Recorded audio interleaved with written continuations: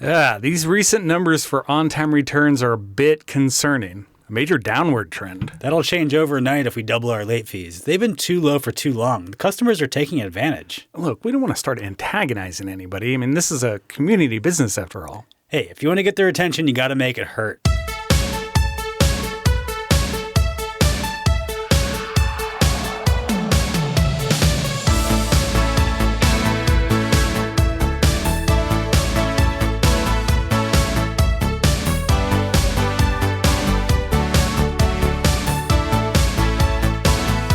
Welcome to Rewind Video. I'm Bob. I'm Rob. And we love movies. Good ones, bad ones, old ones, new ones, heartfelt movies, heartbreaking movies, and everything in between. Rob, you know how we have that policy where if you rent 5 movies, you get a free bag of popcorn? I've never agreed with it, but yeah, I know what you're talking about. Yeah.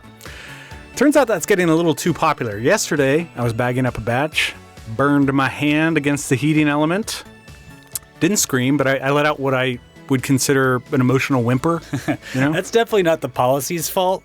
That's true. That's true. Maybe a little clumsiness on my part. Following that, I stubbed my toe on a step stool and then got myself a paper cut, one of the painful ones, because it was against the large rust cardboard cutout that we have at the storefront. I was moving that guy. The large rust cardboard cutout does have extra sharp edges. It does. Yeah, so pain. Literal physical pain. But it got me thinking. Pain isn't just something that happens in a video store. It's a major ingredient to a whole lot of the films that we stock on the shelves. Which brings me to one thing that doesn't actually hurt, and it's stocking the staff recommendation shelf. You and I are responsible for keeping it flush with films that are worthy of our customers' attention, and each time we rotate in new movies, we follow a theme. This week's theme is pain. Emotional, physical, psychological, it's all fair game. Podcasting hurts so good. It does. It does.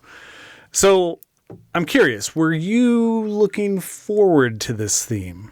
No, actually, I actually wasn't, because it was kind of I thought of physical pain first, and I couldn't think of anything that really fit that. Because obviously there's some sort of pain in every movie. You could make the argument. Yeah. And we're very loosey-goosey with our arguments around here. We are. I wasn't necessarily looking forward to it, but I think I found some excellent movies to fit into the topic. I can't disagree. I think that we explored different definitions of pain and ended up with what I think is a staff recommendation shelf that is going to have a little something for everybody. Yeah. We're proud of the shelf. Yeah. As usual. Yeah. There might be some surprises this time around and some very not surprising picks. There's at least one surprise that I can think of. Not the movie itself, but something in the movie. But oh, yeah? I'm sure we'll get to it. We're going to get to this. Was it one of my picks?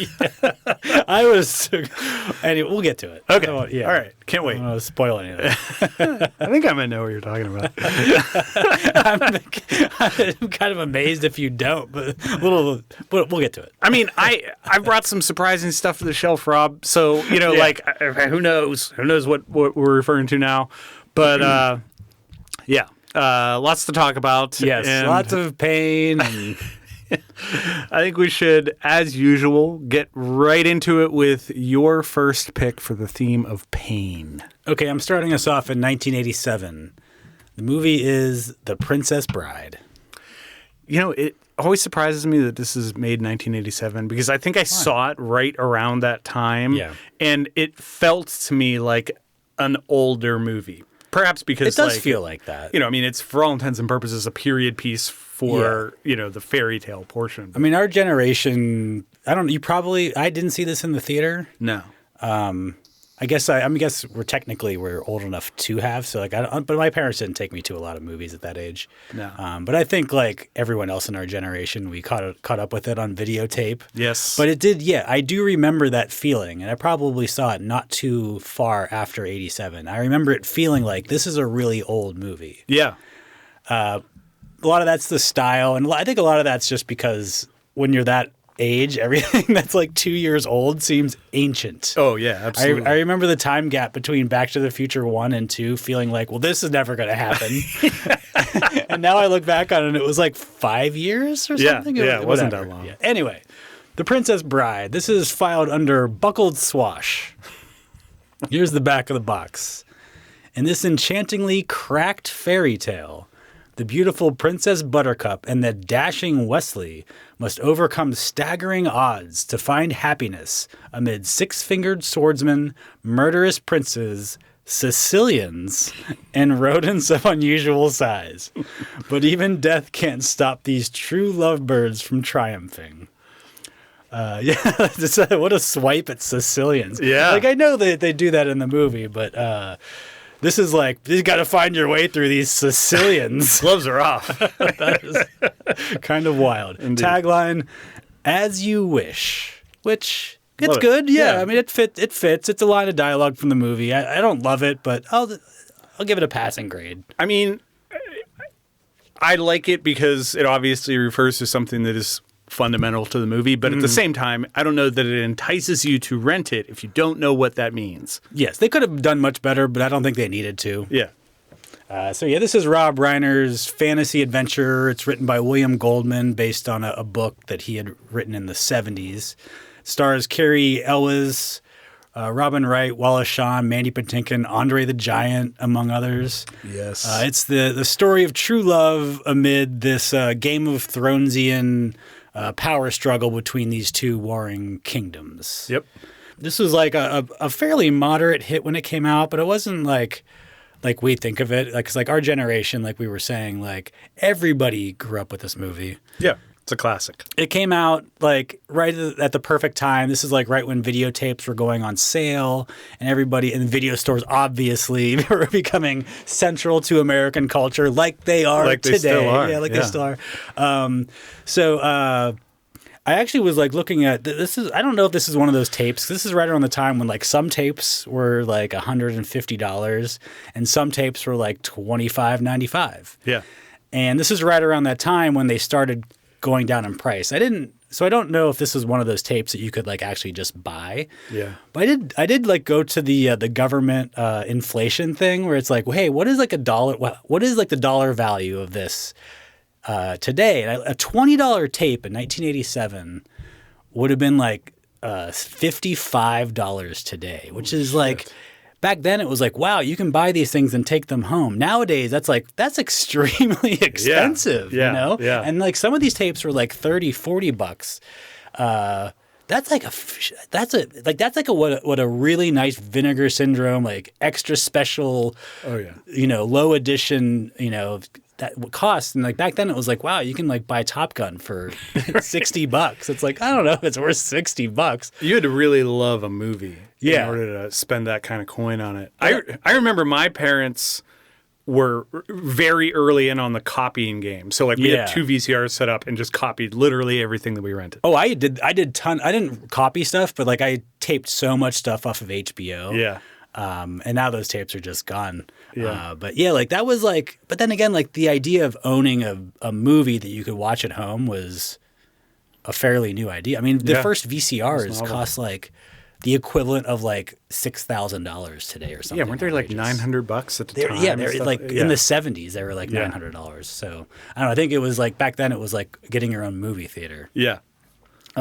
So pain plays a part in The Princess Bride in a couple of ways. First is when Wesley is captured and taken to Christopher Guest's torture chamber. Right. And he's hooked up to this contraption that, quote, sucks the life out of him. And it's not clear how that works. It seems like it's just like rubber nipples and whatever. But he's not just there to be punished or to get information extracted from him. Christopher Guest is also using this torture as a way to experiment with pain. He even says, I'm doing my pain experiments. Yeah. And he's testing Wesley's capacity for pain. He's pushing it as far as he can. And so he's essentially maybe not the first, but he is a pain scientist, you know?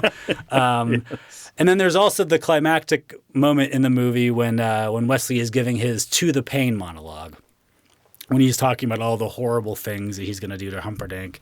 And basically insinuating, I'm going to leave your ears so you can hear the screams of other people and suffer this psychological pain of just like your existence. Yeah. So those are the two ways that pain works into this movie. I think this is one of those kids movies that has stuff in it that we think kids movies should have. Yeah. You know, there's genuine peril. There's adult humor that's like not offensive to kids, but like stuff that they wouldn't understand. For sure. Like I remember, like I didn't know what Sicilian even meant, you know, like, right. And like that, not that that joke makes a lot of sense, no, but like it's more funny as an adult. You're just like, what, you know? Yeah. But like as a kid, you're just like, I don't know, like it doesn't make any. But like there's drunkenness, there's like stabbing an animal to death, and like I don't know that kids movies that there's a lot of those mid-range kids movies that have that kind of stuff. No, you know, it's like the Pixar Disney stuff, and then I don't know.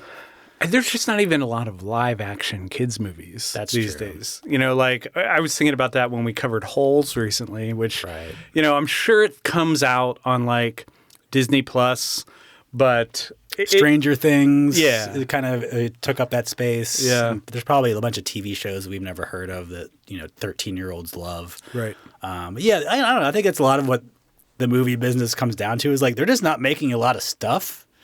So it's like this is one of those movies this is one of those genres that just doesn't quite exist. Which is funny because you got to believe that it would be cheaper to make a live action kids film than it is to work on an animated feature for years. I mean, animated movies are really expensive. They're expensive. They're time consuming. Yeah. I mean, plus this movie is like I don't know if it was like expensive. Like it has a cast. Like they obviously had to pay for the cast, and it looks good, you know. But it also looks kind of cheap, you know. Yeah. But in a way, but I don't know. Like that's those special effects and like production design that doesn't look real at all, but it's kind of just perfect though. It is perfect. It's when I think of timeless movies, this is one of the ones that jumps to the top of my mind from the era that we were alive for, especially when we were kids. And I don't know what it is. It's probably a lot of what you're touching on, but you know, this movie holds up, and you know, it's not trying to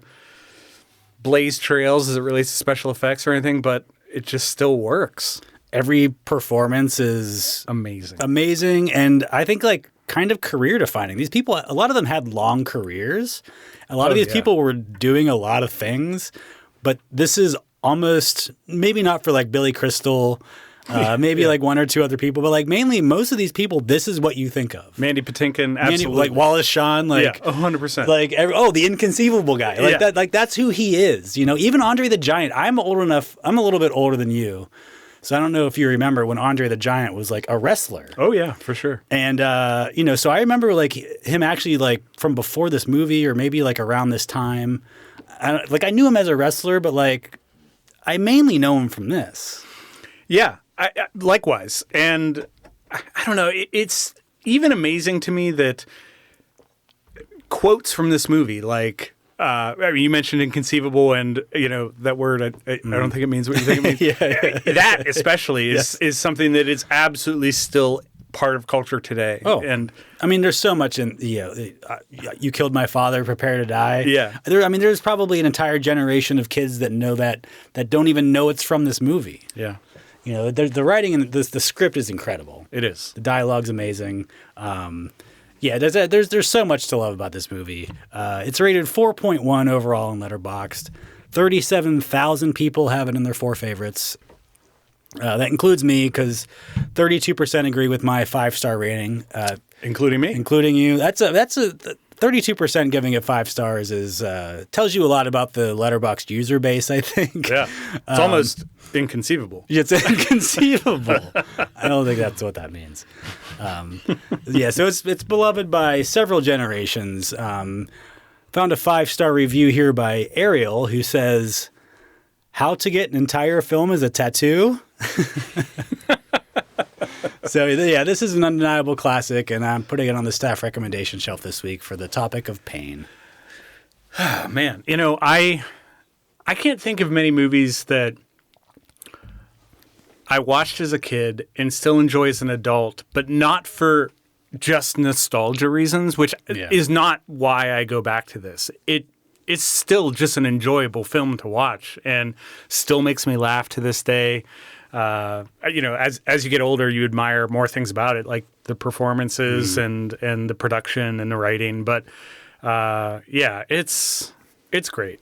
Yeah, even the framing device is fun with Columbo and Kevin Arnold. yeah, 100%. It's a classic for a reason.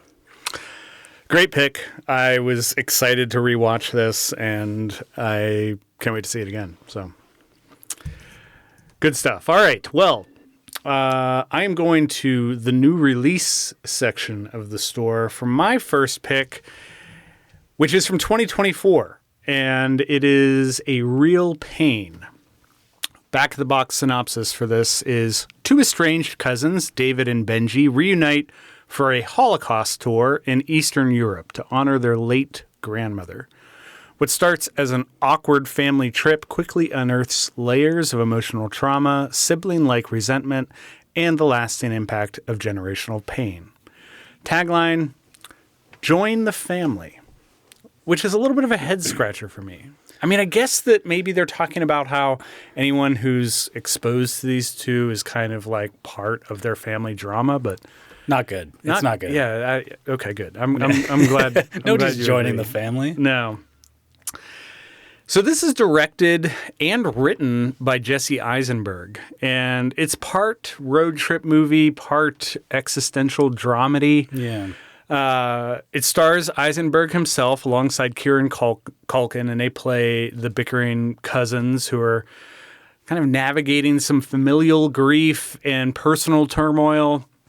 And it's all set against the emotional weight of a Holocaust remembrance tour that blends some kind of caustic humor with quiet tragedy. And it feels like it's showcasing how the past can definitely bleed into the present. So how does it fit the theme? I would say pain permeates a lot of layers of this film. There's definitely some generational pain tied to the Holocaust and the family legacy it shaped. These are two Jews, and they are part of this tour with mostly other Jews who are, getting a chance to glimpse the impact of the Holocaust. There's some emotional pain that stems from the cousins' strained relationship with each other, and a little bit of unresolved grief there between the two as they've grown apart over time. And I would say even some internal pain and discomfort around kind of trying to process in the correct way an emotional trip like this for the two of them. And that comes up more than once, especially with Kieran Culkin's character. It seems like it almost seems like how old is Jesse Eisenberg? Seems like these guys are a little bit like this story is like for like kind of like a younger I agree. Yeah. Character. Jesse Eisenberg has to be close to 40. That's what I was thinking. I'm not saying that like it doesn't take me out of the movie a little bit, but this seems like a story of people who have grown apart recently. Yeah. Where it seems like their relationship is more like, we grew up together and we were close, and then in our early 20s we grew apart, and now it's like 8 years later or whatever. When in reality it's like it would have been like 18 years later, and it would seem different. Here's what's crazy. Jesse Eisenberg is 41, and Kieran Culkin is 42, which surprised me. I actually thought he was younger than that. But, he was in Home Alone. Come on. That's true. This has the vibe of characters that you would expect to be in their early 30s, maybe. Yeah. Late 20s, early 30s. Yeah. But like I said, it didn't like take me out of it. Right. This seems like that kind of a relationship that they had. Yes, I agree. And, the way these two characters kind of wear their pain is certainly different and tied to their characters. Benji kind of externalizes his pain with some chaotic energy. David, Jesse Eisenberg's character, is more trying to like intellectualize it. But this is Jesse Eisenberg's second directorial feature. His first was When You Finish Saving the World, which I hadn't seen or even heard of. Yeah, I haven't seen it. But this movie got a lot of acclaim around awards season last year for screenwriting. And certainly for acting. Kieran Culkin won, I think, a SAG award and an Oscar for his performance. And a lot of the dialogue between Eisenberg and Culkin was kind of like semi-improvised, which makes sense. It feels like some of this would be hard to write in the way that it's performed. And we'll get a little bit into the performances, but, one of the things that I think is very familiar here is what Kieran Culkin brings to this role. It feels connected to the part he played in Succession. For sure. A little bit of that. Yeah. In fact, I think it's hard to call it a criticism because I think that Jesse Eisenberg is playing the same type of character he always plays, or at least the type of character he plays well, which is kind of neurotic. And I mean, I don't blame him. Like that's his thing. It's his wheelhouse. What he's good at. It also seems like Kieran Culkin kind of has one thing, and it's this. Well, again, like that's fine. Yeah, they both do it really well. They have really good chemistry together. They play off each other in a great way. I buy their relationship. You know what I mean? Yeah. I agree. I do think it really works. Their dynamic, I would say, is painful to watch in the best way because, like you said, that chemistry is very present and there is some harbored frustration between the two of them. Yeah. The film explores pain as guilt about the past, personal and inherited.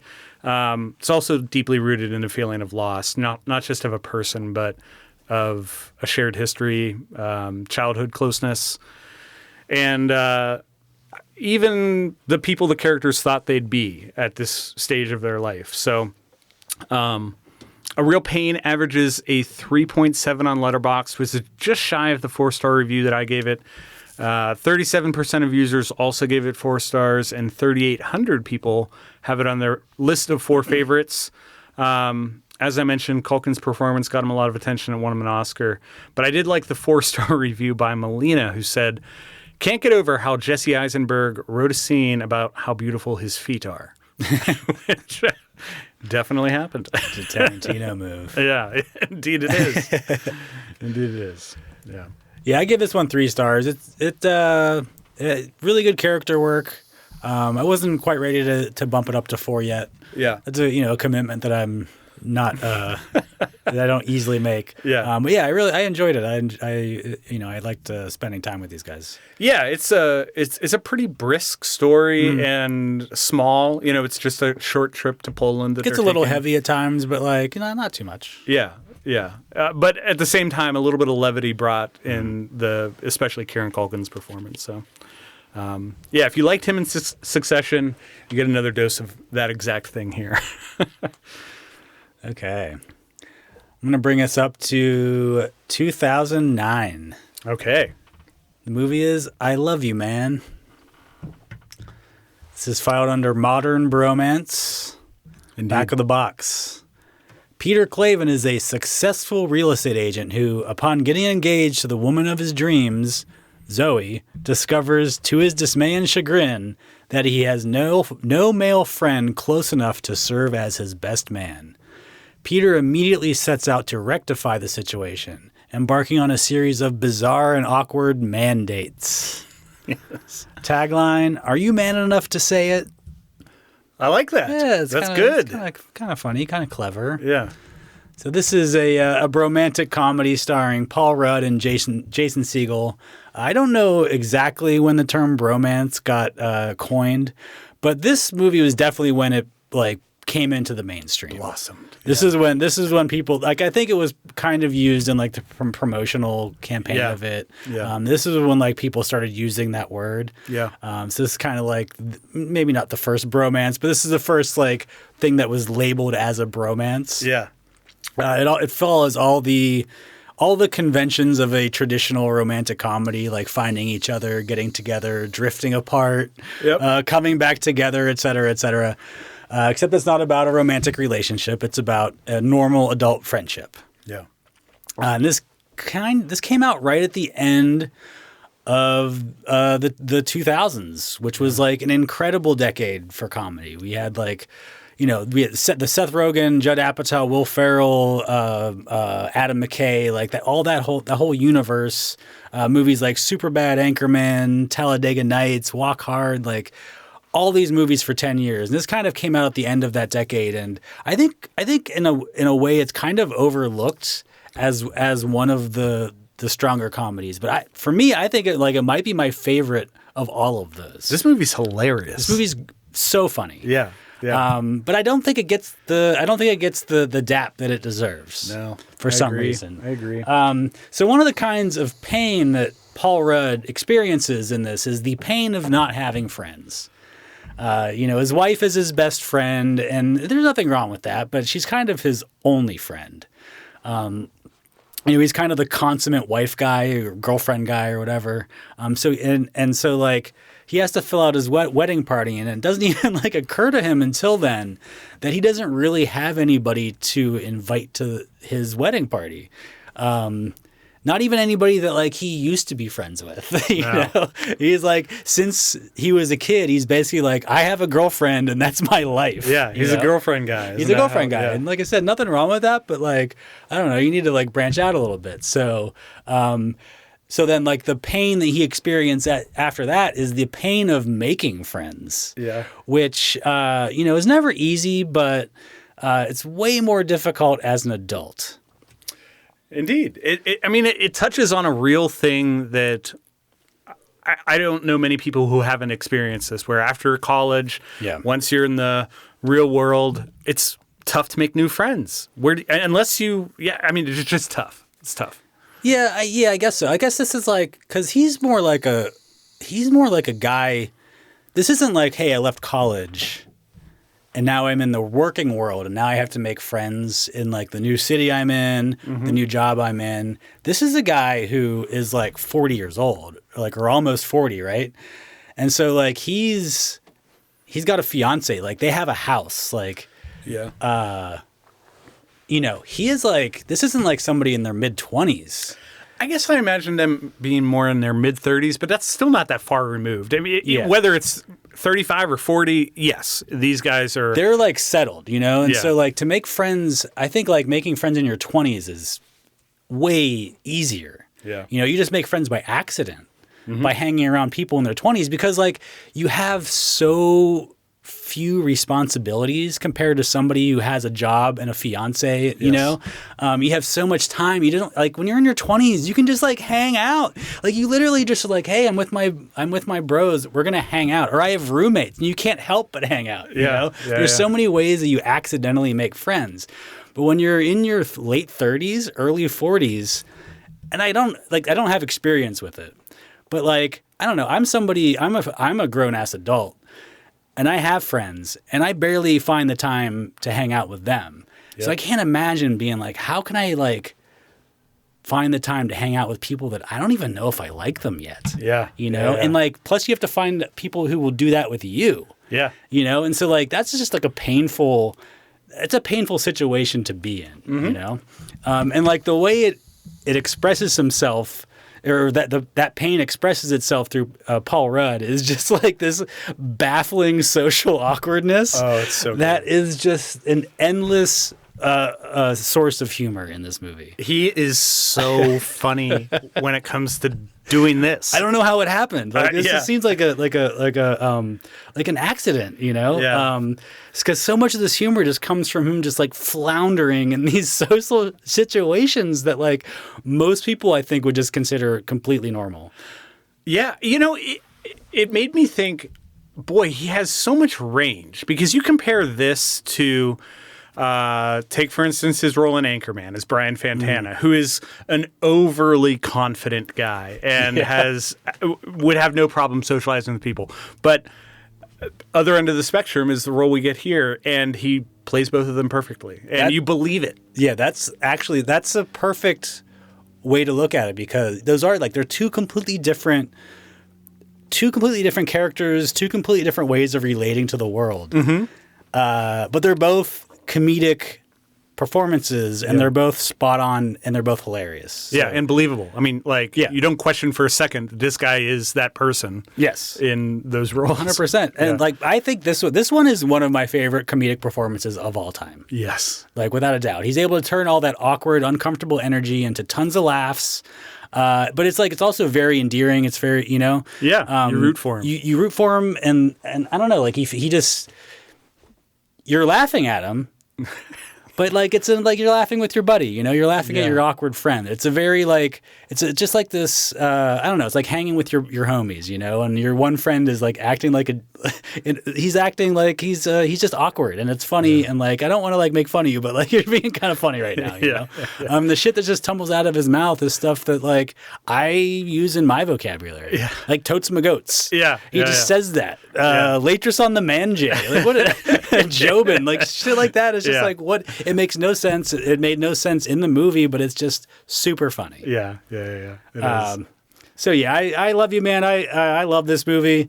It's rated 3.3 overall on Letterboxd.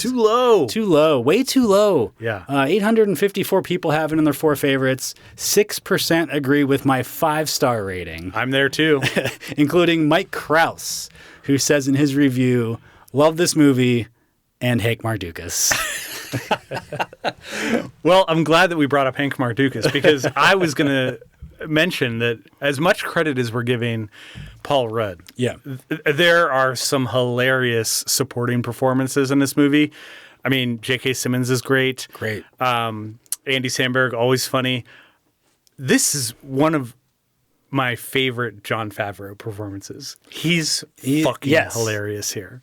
He's really good. He's such an asshole. Oh, so much of an asshole. And him and Jamie Presley together, they're so funny because they just clearly hate each other. Yeah. It's beautiful. It really is. There's so much to like about this. It's one of my favorite comedies of all time. I agree, and I think we have to give credit also to Jason Segel, who, it takes a special performance to play off of what Paul Rudd is doing, and also to come across as the type of person that would welcome him in as a friend. And Jason Segel does it perfectly, because he's also reaching he's kind of like this guy who's holding on to his youth, right? But all his friends are moving on too, and so he's like, I gotta like figure out how to like either make friends myself. So he's like at that stage. So, but he's also like, that's a character that is so easy to hate. Oh, 100%. So you have to have a guy like Jason Segel who is like can have that, I don't know, kind of cocky energy. Yeah. But like in an endearing way. Yeah. Also be a little doofy about it. Yeah. And both of those guys are just so effortless together. Again, great chemistry. Like you believe that they're like falling in friendship or whatever you want to call it. Like they are having a great time together. And they have. There's strife in their relationship, but you see why they end up together at the end. 100%. So I'm putting it up on the shelf this week for Pain. I think this is the definitive Paul Rudd comedic performance. Ooh, I can't disagree. I mean, I love a lot of his work, but this is one that still holds up and is absolutely a riot. Watch this movie and give it a good score on Letterboxd. That's way too low. Yeah, I agree. Pump it up. All right, well, I'm going to take us in a very different direction. I'm going back to 2022 into the travel, leisure, and self-care section of the store. And my pick is the reboot of Hellraiser. We started the podcast with a Hellraiser movie. First episode, 5th film. Yes. This is the 11th film in the Hellraiser franchise. 11? Yeah. Jesus. They did 10 before this. Fuck. Yeah. Too many. There was a lot of bad ones in there. Let me give you the back of the box, though. When a young woman comes into possession of an ancient puzzle box, she unwittingly opens a gateway to a realm of sadistic beings known as the Cenobites, creatures who blur the line between pain and pleasure. As her world is ripped apart, she must confront the consequences of desire, addiction, and suffering. I forgot to pull the tagline for this. I'm going to see if it has one real fast. It turns out that it does. unlock your fears. Disappointing. But, this is a reboot of all things Hellraiser. Prior to this, we had gotten Doug Bradley in the role of Pinhead in every iteration, and we go a decidedly different direction here. Yeah, so is that technically a reboot? It's more like a reboot sequel. Yeah, Like because it's not retelling the story of the first one, but it is playing with a lot of the themes that are explored throughout the whole franchise. And I actually think this is a great way to jump into the Hellraiser franchise if you're curious. I mean, this is the third time I've seen the Hellraiser movie. So, okay. But I think like there's not really like a storyline. You can just jump in anywhere, right? You can kind of jump in anywhere. But I think this is a good one. This is directed by David Bruckner, who had done the Night House previously, which was definitely a horror movie, but a very kind of artsy, maybe quiet horror movie. And here we're introducing a new incarnation of the puzzle box and a reimagining, so to speak, of the Cenobites who kind of serve as custodians of the of the puzzle box. So Jamie Clayton takes on the role of the priest here. She is kind of our new Pinhead, and we're updating the aesthetic, the mythology, the depth of the lore associated with Hellraiser. Okay, so how many of these have you seen? I've probably seen 7 or 8. So 11. How much mythology is in the other ones? Because it seems like this. I've only seen 2 other ones, and it seems like the mythology is non-existent in those. And it seems like this one's actually trying to give it a little bit of a story. The mythology emerges over the course of the franchise, but it's hard to point to one that's working as hard as this one at kind of building this world, so to speak. Yeah. But you definitely start to understand that. Yeah, these Cenobites are, finding pleasure in pain and inviting you to explore a new world of experience, whatnot. But yeah, this is doing more, especially with the configurations of the box. That's something that's kind of new and rewards for kind of getting a bunch of people to succumb to it. Yeah. That was kind of cool, the box folding around. And Yeah. So how does it fit the theme? Pretty obvious here. Pain isn't just present, it's sacred in this world.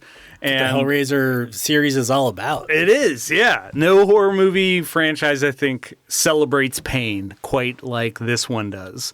And yeah, like I said, the Cenobites exist in a world where pain and pleasure are kind of indistinguishable. And yeah, everyone who's drawn into this puzzle box's orbit does so by kind of desire or curiosity, but what they find instead is agony. Doesn't end well for anyone. No, it really doesn't. This is a world where suffering is not incidental, but like ritualized and explored and elevated to something pretty spiritual. But like I said, 11th installment in the Hellraiser franchise. Clive Barker, who directed the first one and is responsible for the story, was a producer here, so he definitely gave it his blessing. I really liked Jamie Clayton in this role of Pinhead. I thought it was an interesting twist, and she's got this like alluring quality to her that's all, but also fucking terrifying. I like the look of her character. I honestly never got what Pinhead was doing in the other movies. right. I don't really know how to relate back to like what Pinhead was, but yeah, I thought it was cool looking here. He's just the leader of the gang. Yeah. right. what I always like with modern horror films is a good mix of practical effects and some digital stuff, and we get a pretty fair dose of practical effects here, and that goes back to kind of what Bruckner wanted to capture, which was a mix of Clive Barker's original sexual and spiritual themes without just rehashing gore. So why did I choose this? I like the Hellraiser movies, and I've always kind of wanted one that helped build this world in a more substantial way. I actually think this might have been better as a 10-episode series than a movie, only because I want more of that world building, and the third act of this is a little messy. I think it would be interesting to really get into what the mythology of this world is. I think this movie, for me, it doesn't quite work. I think for me, the second act was actually kind of where it lost me, because I was cool. I was into it because I was cool. They're finally gonna tell me what the hell is going on, because that's my issue with the other Hellraiser movies I've seen. I'm cool. It seems like it's a kind of like a Cinemax style late night detective story or something mixed in with some Cenobites. And I never understood what the connection was between the world of humans and the world of Cenobites. I didn't feel like the other movies I saw did that. And this movie was making a real effort to tie everything together into a mythology. But then, I don't know, I feel like the second act, it was just a bunch of characters running around in circles. They're we got to go to this house, and they didn't say why. And then and there was a lot of, it just seemed like the script was unfinished. There was a lot of scenes, a lot of characters are going why are we here? Why does she want to stay here? Why won't she leave? And it's just that's stuff that the writers asking themselves. And then instead of answering it, they just left it in the script, And it seems like they put a ton of thought into, okay, how do we tell a story that makes sense of the Hellraiser universe? Yeah. And then they put a lot of thought into that, and then they wrote the script in 12 hours. You know what I mean? Yeah. It seems like they were so close to cracking it for me. Well, and then they just didn't. I don't really disagree with you, and perhaps that's why I want maybe a series rather than another movie. But I found myself feeling exactly what you're describing when we see the Cenobites kind of emerging from walls are moving. They come from underground and stuff. And then in the third act, it's we can keep them out with a fence. yeah, exactly. But honestly, the last half of the movie takes place at that crazy mansion. Yeah. And they spend 40 minutes leaving and coming back and leaving and coming back, and I'm I never knew why they were there in the first place. I never knew why they could just none of it.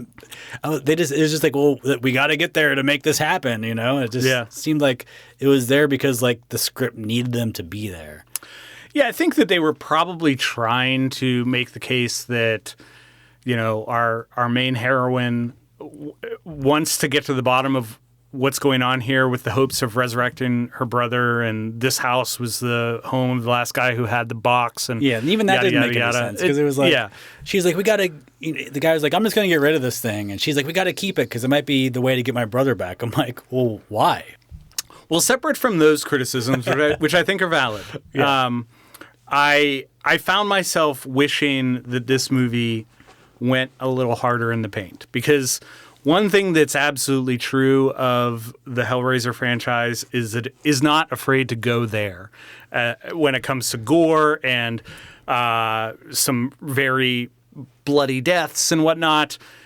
Even the Cenobites in the previous films get pretty wacky. Yeah. Here, I appreciate what they're doing with the Cenobite characters. I don't feel they were pulling punches necessarily. It gets pretty gnarly at times. It gets gnarly, but I wanted it to get gnarlier. I also think that, this sexuality associated with pain, even the concept of BDSM, for instance, is more present in other entries, and they flirt with it here, but don't really go all the way. And that again is something that like they pay a lot of lip service to pain and pleasure being one, but like show me that you enjoy it. Yeah. You know, so all of that said, I do appreciate that this is certainly a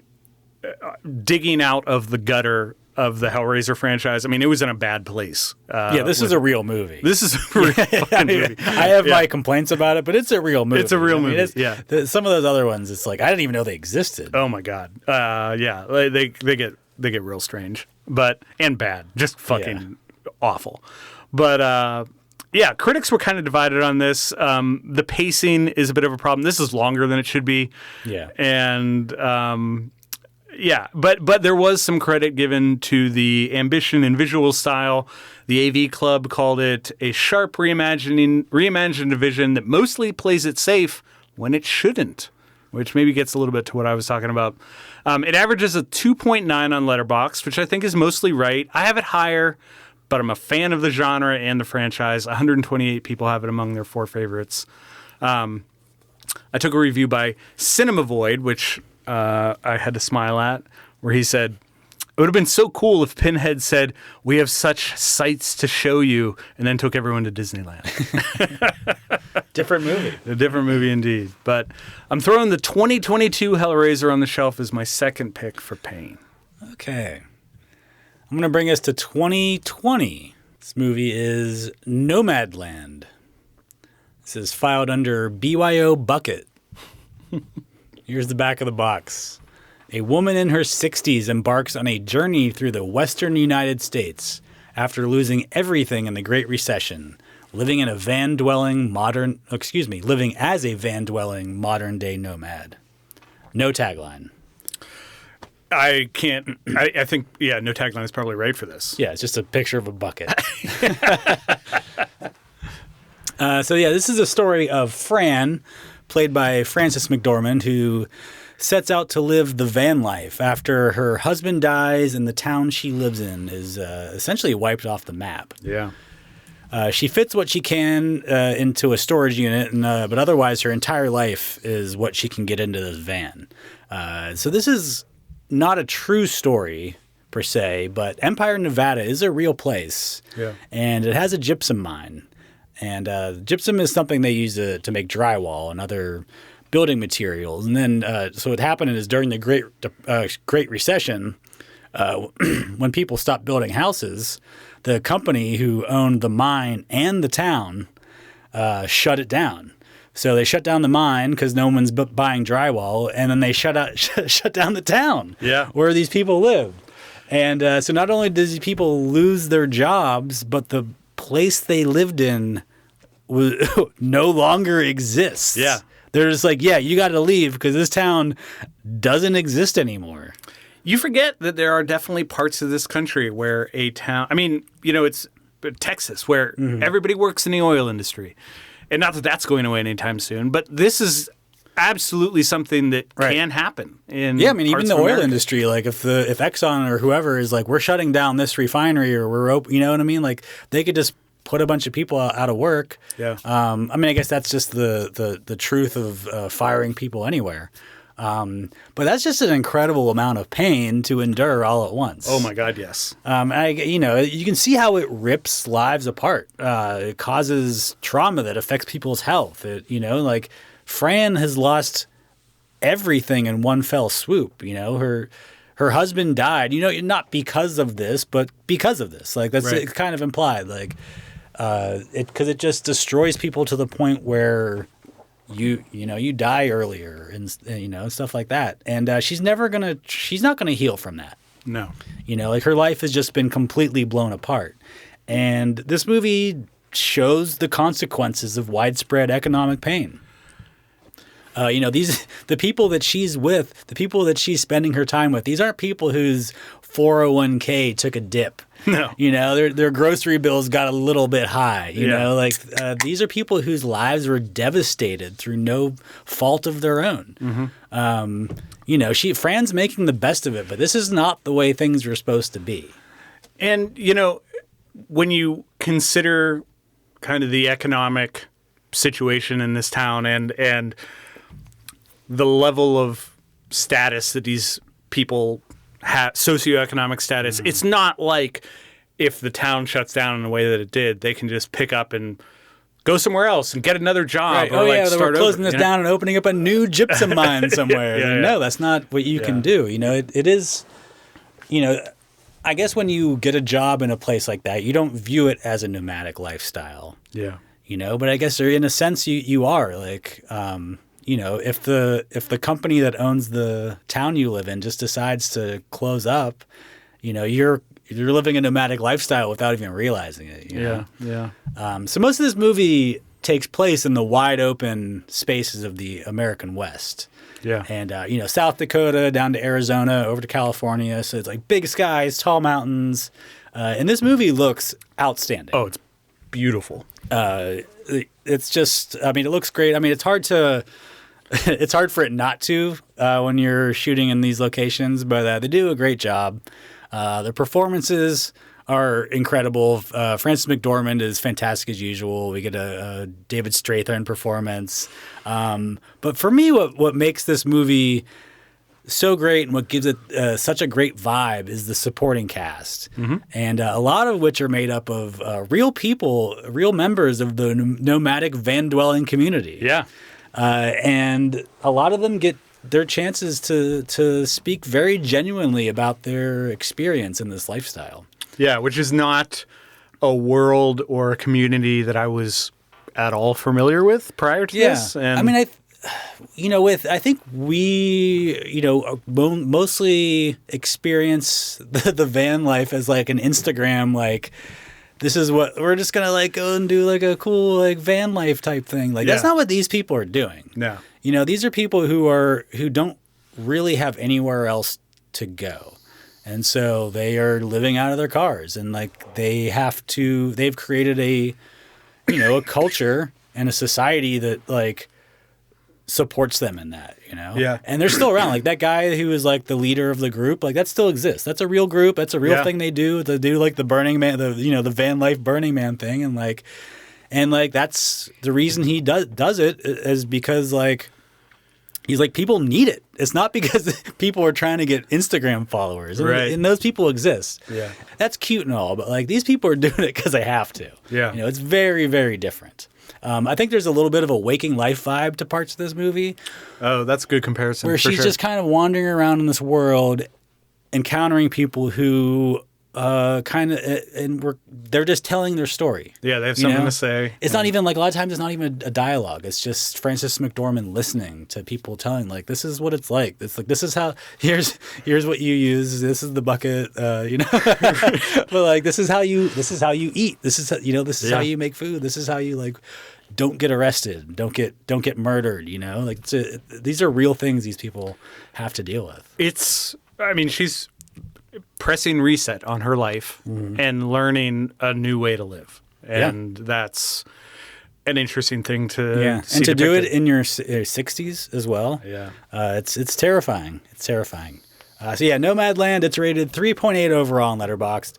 2,900 people have it in their 4 favorites, and 32% agree with my 4-star rating, including Jay, who says the loneliest people shit the hardest.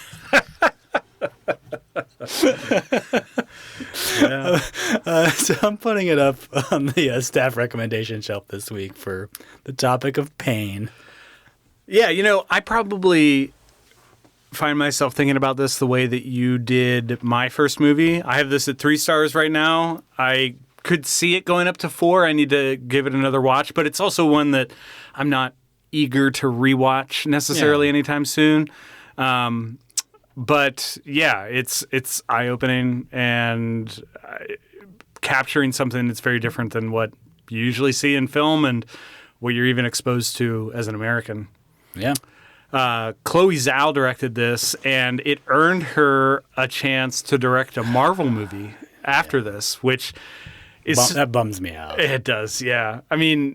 She's obviously a talented filmmaker, and I know that Marvel was probably at the time trying to like diversify not just like the type of people they hire to direct movies, but also the look and feel of their movies. And it sucks because, her movie, The Eternals, doesn't have anything signature Chloe Zhao associated with it. I hope she got paid a lot of money. Yeah. But yeah, and how does, she's going to look back on her career and that's just going to be like a, I mean, hopefully she goes back to making real movies. I hope so too. Yeah. But I think that was the movie and where people were like, we got to stop doing this. You know what I mean? Yeah. Because we took this up and coming filmmaker and then just threw her into this thing where it doesn't matter who makes these movies. No, not at all. So. Yeah. Well, fine pick. It's a heavy watch, but it's a good one. Yeah. Well, speaking of heavy watches. Yeah, that's a segue, right? Yeah. We're going back to 1972, and for this pick, I had to go to the "Why would you put that in there?" section of the store. And my final pick is Cries and Whispers. Back of the box. In a remote Swedish manor, a woman named Agnes lies dying of cancer. As her sisters, Maria and Karen, gather by her bedside, alongside their devoted servant, Anna, the air becomes thick with grief, repression, and long-buried resentments. As Agnes's suffering deepens, so too do the emotional wounds of those around her. Tagline, truly of 1972 and not good. And Swedish. Yeah. 4 women dressed in white in a mansion painted red, haunted by whispers and cries. Why they're haunted by whispers and cries when the movie is titled Cries and Whispers is beyond me. But here we are. So this is directed by Ingmar Bergman, and been on the shelf before. Yeah, he has. This is a searing examination of pain and physical, emotional repression, and the isolating nature of both. I would say it's definitely a quiet film. It's also kind of hypnotic and beautiful to watch. The cinematography here is pretty remarkable. It won an Oscar, or it was at least nominated for an Oscar for cinematography. But yeah, the whole movie's set inside this grand but suffocating mansion, and we get a lot of bold theatrical reds throughout this, and some hushed silences. Mm-hmm. The cast includes Liv Ullmann, Ingrid Thulin, and Harriet Anderson. We also get Kari Silwan. And yeah, they deliver some pretty remarkable performances that kind of... I know what you're eager to talk about, and we'll get there. They're definitely laying bare the contrast between physical agony and emotional paralysis. So let's talk about what you want to talk about. Something bother you about this? Okay, so you know what I'm talking about, but what was going on there? I gotta be honest. Most of this movie, I'm I don't really understand what's happening. I understand there's this woman's at home dying, and her sisters, and the caretaker, but I didn't understand I don't know Yeah. From scene to scene, it was one of those things. I understand the story of the movie, yeah, but from scene to scene, I'm what exactly is going on here? And then the thing that woman does to herself with that piece of glass, yeah, I'm what? I literally said out loud. I was watching this movie by myself. I said out loud, "Oh, Bob." Yeah. You've been doing this to me a lot lately. I know. I'm sorry. But I'm looking ahead at our upcoming themes. And you're safe for a little while. Yeah. So there is a very uncomfortable scene in this movie that involves glass in a place where it does not belong. Yeah. And that is, of course, what we're talking about. But to speak a little bit to what you're describing, I almost feel like this film feels kind of like an episode in a longer story where we maybe understand a lot of the things that seem perhaps confusing here. Maybe. But yeah, like what's going on is that these sisters have come to be with their dying sister, and obviously they don't have a very good relationship with one another, and this kind of forces that hand a little bit, and we're seeing them forced to kind of confront each other and deal with some of the pain and guilt that they may be harboring over years of either not being good sisters to one another or, neglecting their sister who is dying. It seemed like they were being really dramatic over just like, okay, like you guys are like sisters and you're older and like you didn't like have the best relationship, I guess, but it didn't seem like there was anything like major going on between them. It was just like, oh, yeah, I don't know. Yeah, then she does that thing to herself, and then like there were no consequences. Like no one mentioned it again. Like she was fine. Like what? Yeah, I couldn't be fine. I also wasn't entirely sure if she was like walking around with it in there. Yeah. Or was it a dream? I don't know. I don't think it was a dream. Yeah. But yeah, I mean, maybe it was. There's some stuff in here that isn't really explained. Yeah. Especially in the third act. But yeah, this is definitely another case where pain is both literal and spiritual. Agnes, of course, the one sister who's dying of cancer, is consumed by her illness. Her death is pretty agonizing and prolonged, and portrayed in some detail. Mm-hmm. But yeah, I think the film forces you to kind of sit with not only the pain that she's feeling, but what the sisters are going through too. Like I said, this was written and directed by Ingmar Bergman. This was his first color feature. And the cinematography won an Oscar, particularly for the use of red and white. I mean, it looks good, especially considering they're in like one house. Yeah. It was an independent production, largely funded by Bergman himself. Was also nominated for Best Picture, Best Director, and Best Screenplay.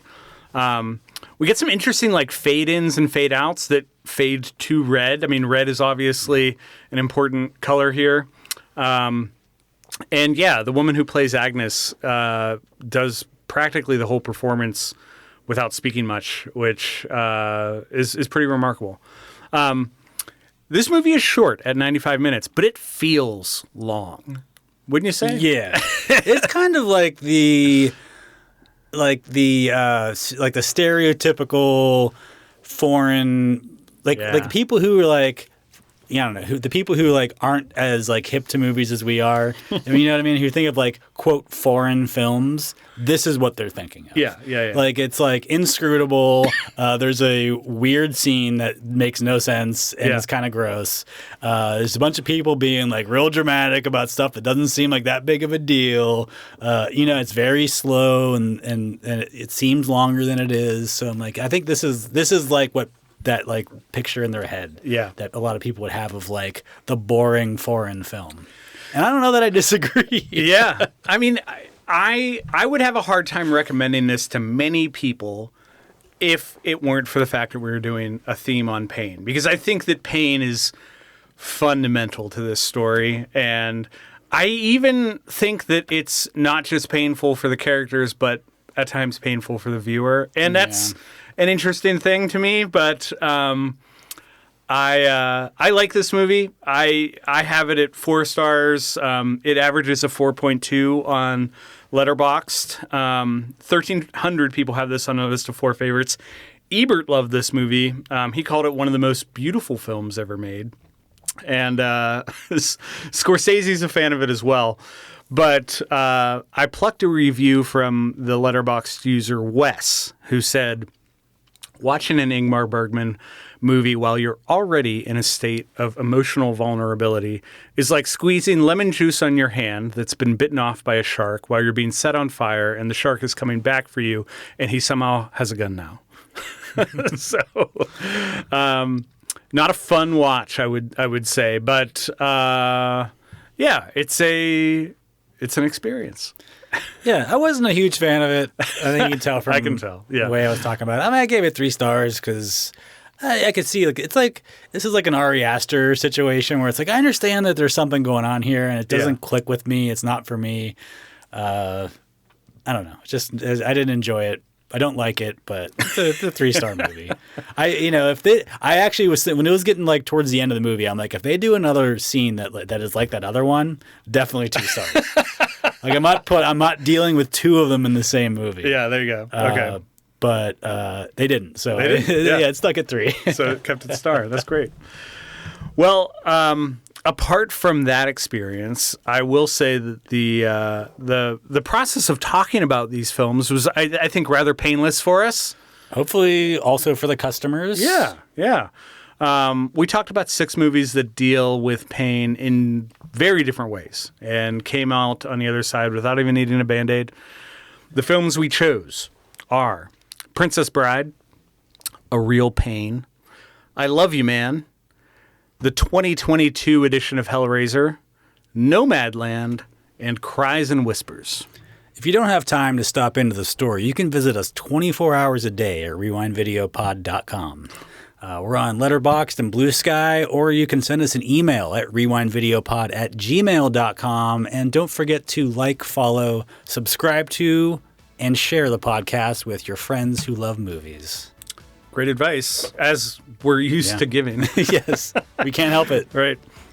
So next time, we are going back to the well on a theme that we visited before. But no surprise, this one has a lot to offer. We're revisiting based on a book. I've been doing lots of reading. Yeah. Catching up on my stories. As usual, we'll have 6 movies to recommend, but if you're looking for something in the meantime, feel free to hit us up for a movie to watch, and we will see you next time. Be kind, recommend.